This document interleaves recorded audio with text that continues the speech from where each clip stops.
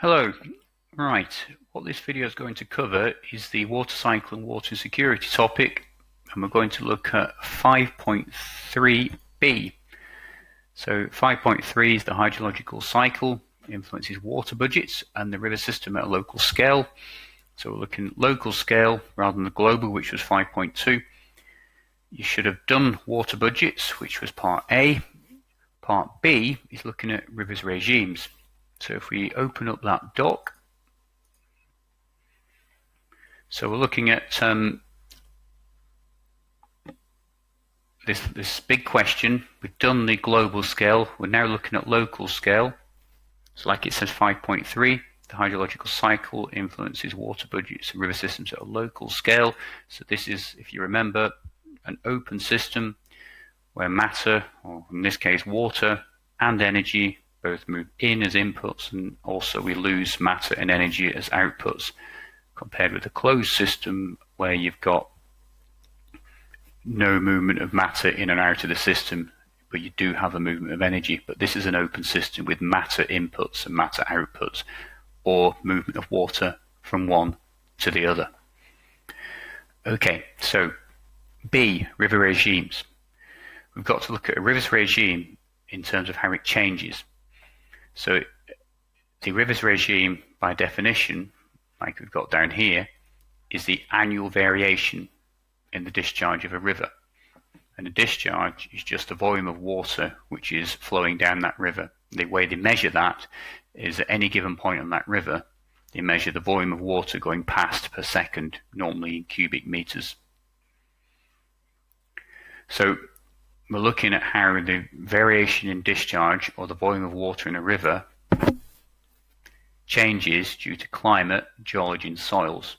So clearly you could be asked to explain how climate may impact on the regime of a river, or assess physical factors that impact on the regime of rivers.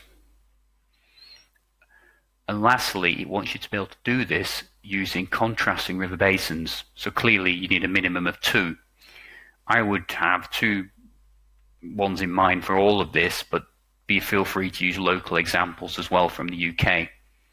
But we will primarily today be using the Yukon and the Amazon, but your textbooks also look at a river in Kent, the River Kent, and the River Lambourne, which is in the Frost textbook, which we'll look at a little bit later. So first thing to be clear about is the regime of a river is its annual variation. So much of this implies its seasonal change. So something really simple would be in winter in the UK, and in autumn, where we get lots of depressions coming off the Atlantic, we get a little bit more rain, but we also get colder temperatures. So the river discharges across the UK tend to be higher. Whereas in the summer, when it gets warmer and sometimes drier, when it does get drier on average, the climate, the river discharge levels should fall. But this would vary also locally with other factors, such as the geology you're on. For example, if you're on geology which is permeable and will soak water up, that's going to reduce how quickly the water gets to the river and ultimately the river discharge. And we've got to make sure we can explain those ideas. So first of all, in the Frost textbook, if we go to page 34,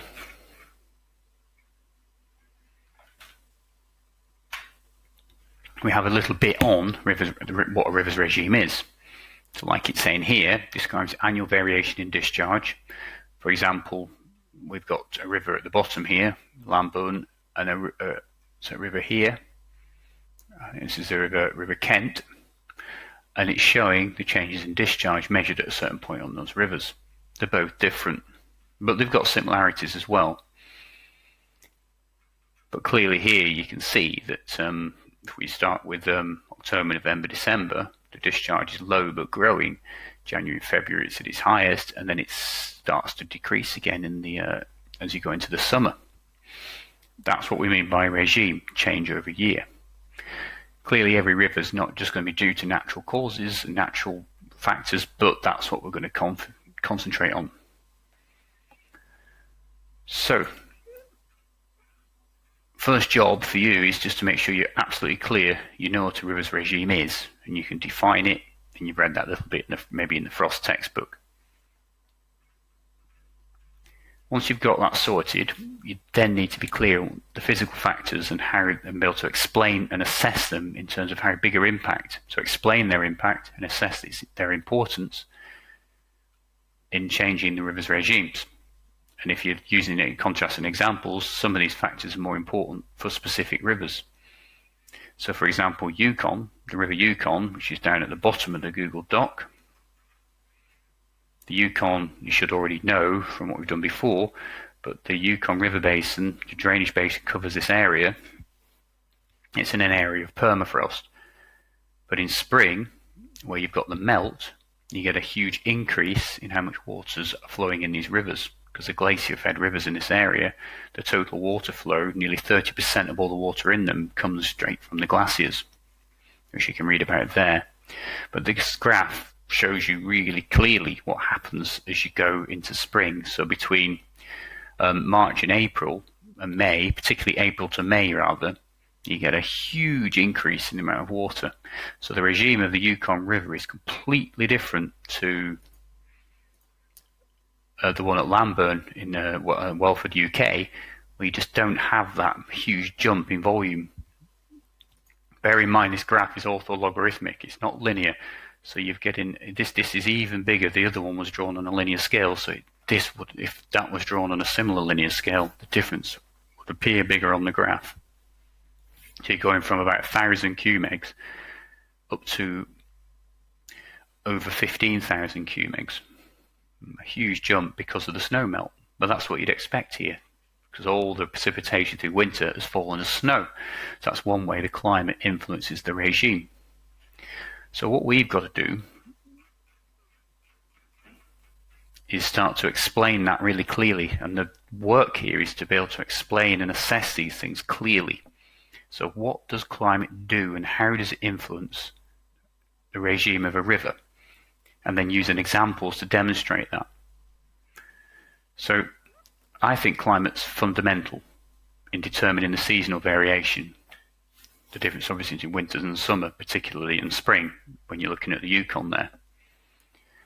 So firstly, annual precipitation variation, even just the total annual precipitation, even before you get to that point, not even how it varies, but how much you've got will influence how much water is flowing in the river. And its variation changes the seasonal differences because it varies throughout the year. And the bigger the seasonal variation, the bigger the seasonal discharge, generally, if everything else stayed the same. So that results in, that's your explanation, discharge variation too.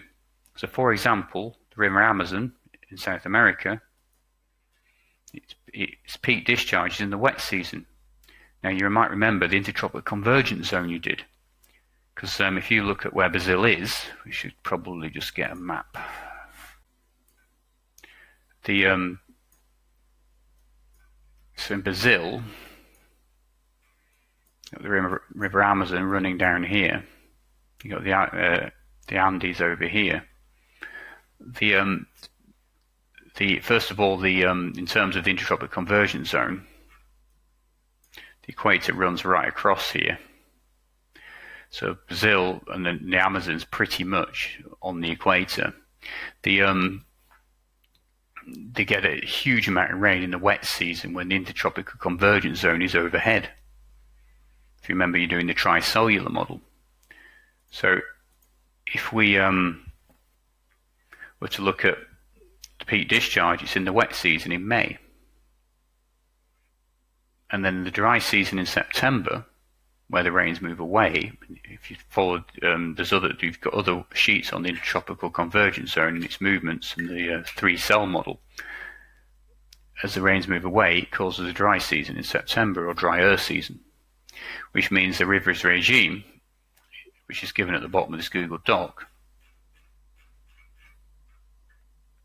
fluctuates around the wet and the dry season. The Amazon is the blue one. It's fed by all its tributaries and so on. That's actually made worse by the snow melt at the same time of year. But Whereas in the rivers in the UK tend to have higher discharge, which coincide with the winter storm depressions. So instead of it being in May for us, if we look at the peaks here, November, December, January, where it's been wetter all winter, the soils have saturated, and then the water's then pouring into the rivers, and it's creating a higher discharge. You could link the stuff you've done on soil moisture budgets in that previous lesson. So if you go back to soil moisture budgets, you remember the this kind of thing, and you'll remember that where you've got this water surplus in the soils, any more rain that falls on those soils is just going to pour into the river. So that's another reason why there's more water in the rivers in the UK when the soils are saturated towards the end of winter. And you could link that into evaporation and so on, which is all climatic controls on ultimately the rivers regime as well. So firstly, we've done the annual precipitation variation. Secondly, we've got snowmelt, which is a really big one for climate. If you're in an area like in Yukon, where the most precipitation falls as snow, that would mean that it's locked up. And you remember you've got permafrost and the glaciers and so on. But when you get to the spring, so about April, May time, all that water's released at once. It pours over the surface into the rivers, and you get a huge spike in discharge. Whereas the Amazon, which does receive snowmelt from the Andes in summer and spring, it does not fluctuate to that extent because of snowmelt. So you've got your contrast, which I'm trying to keep doing, because if you remember, we do need to have contrasting examples. Contrasting means difference, not what's similar. So we've contrasted some of the UK rivers with the Amazon and the Yukon. So your job is to look at geology and soils. Now, I'm starting you off on this, that if you think about what you've already done, when you did, if you just go back to the spec again, when you go back to 5.2b, where you've got the role of climate, soils, vegetation, geology, and relief on the hydrology and the hydrographs and so on. So you can refer back to that, but the key idea is, if you've got igneous impermeable rock on a drainage basin and you get a storm on that, the water's not going to be absorbed into that rock, so a lot of that water will pour over the surface. It will pour over the surface quickly. As it does that, the water gets to the river quickly. You get higher peaks and higher troughs, so all that water is released quickly.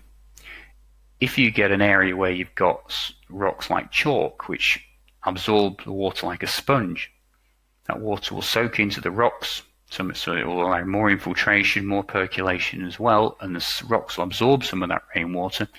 So when you get a storm, the water doesn't immediately get to the river. It absorbs into the rocks, and the rocks release it over time.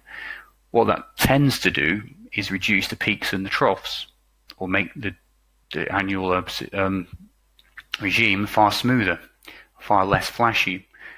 If we look at this in the Frost textbook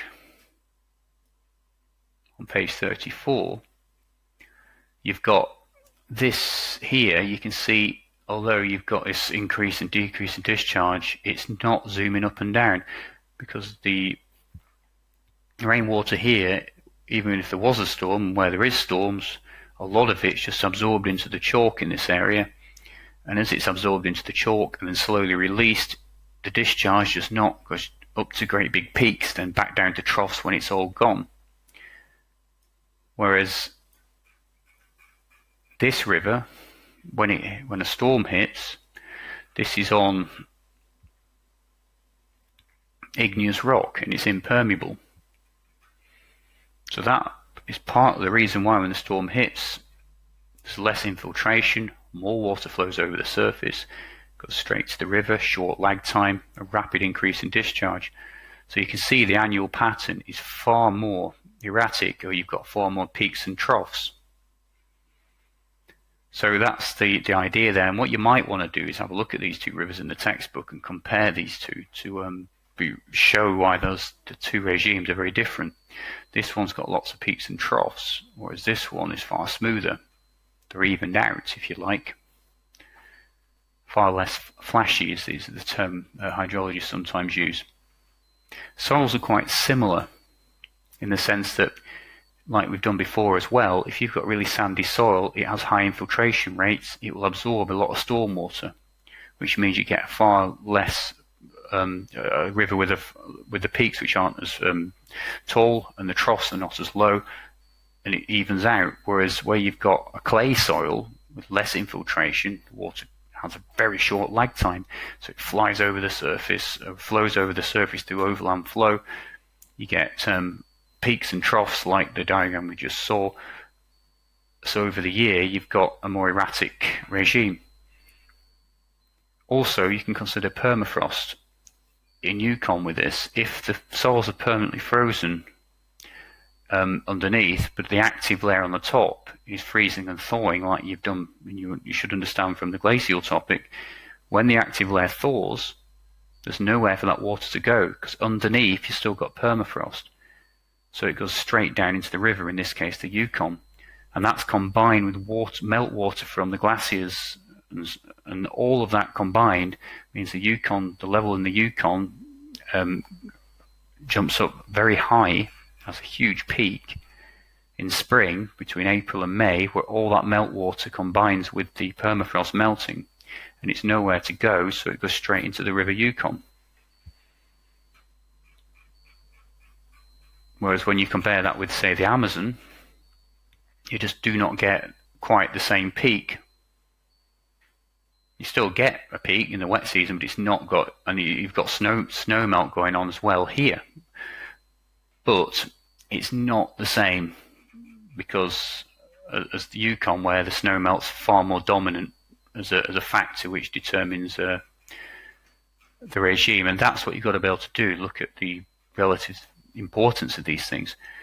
You could link climate and permafrost together. You could even argue, if you're doing a question on climate, that the climate causes the permafrost. If you've got a 6-mark question on climate, you could lump permafrost in there. If you get a bigger question, you could put permafrost in with the soils, and either would be justifiable. And I would look at the frost, as I say, those two diagrams here as well again, because you've got different soils here as well. So the idea being that it's actually just different geology here, sorry, but the land use changes slightly, which also has an impact as well. But the idea being, when you combine all that, you should be able to come up with a decent explanation. And again, I would use the mind your language bit to do that. So use that as a model of how to make these notes, where you try and say how important it is, explain why it actually changes the regime. Don't gloss over that. You talk about what it does to the regime, and then stick some examples in. You don't have to stick to the Amazon and the Yukon all the way through, but I think it would make it easier, and possibly using the two in the book, in the Frost textbook as well. The Hodder textbook also has some bullet points of this on page 15, where you've got a list of bullet points of factors that affect the river's regime, which you could use. So this bit here about geology and soils, it puts it together in that, because they're quite similar in some ways. If you've got soils and geology which will absorb more water, like it says there, you're going to get far less difference between the peaks and the troughs.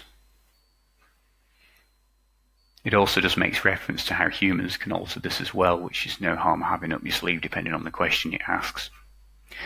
So down here I've just put you some notes on the Amazon and the Yukon, so you can compare them, so you can grab other bits and pieces from this, like the type of rain. For example, in the Amazon they get heavy convectional rain, so it's very intense, which causes the discharge to go up very rapidly, and that's particularly the case in the wet season.